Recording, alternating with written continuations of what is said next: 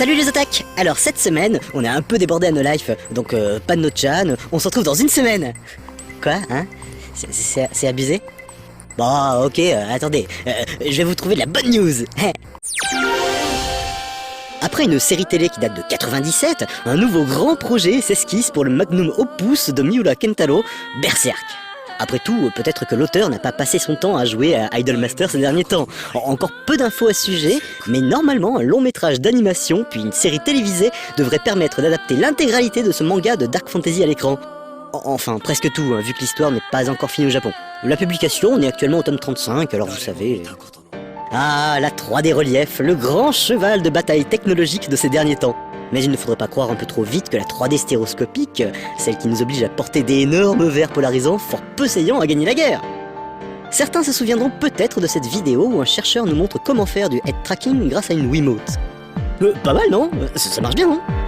On vous rassure, le monsieur a depuis décroché un poste chez Microsoft. Comme autre alternative aux lunettes, il y a l'autostéréoscopie à barrière de parallaxe, la technologie pour laquelle Nintendo a opté pour sa 3DS. Pas de lunettes, mais l'obligation de rester bien dans l'axe pour profiter de l'effet. Mais pendant ce temps, certains Français essaient des méthodes plus surprenantes. Everybody knows about the traditional 3D cinema where you have glasses and the glasses are closing and opening at a very fast frequency so that your eyes is looking at one image and the other. So I'm gonna sync the eyelid to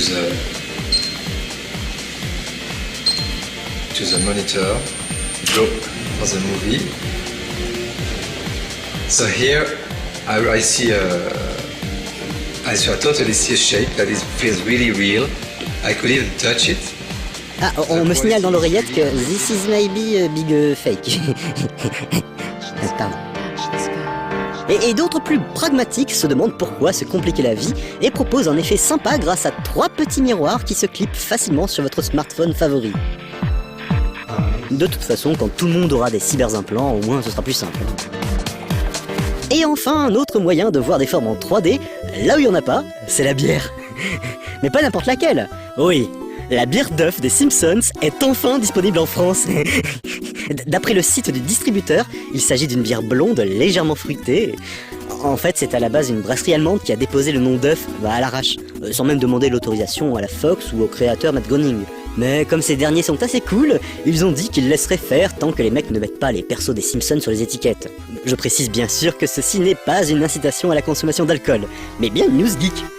Buvez avec modération les otaques. À la semaine prochaine.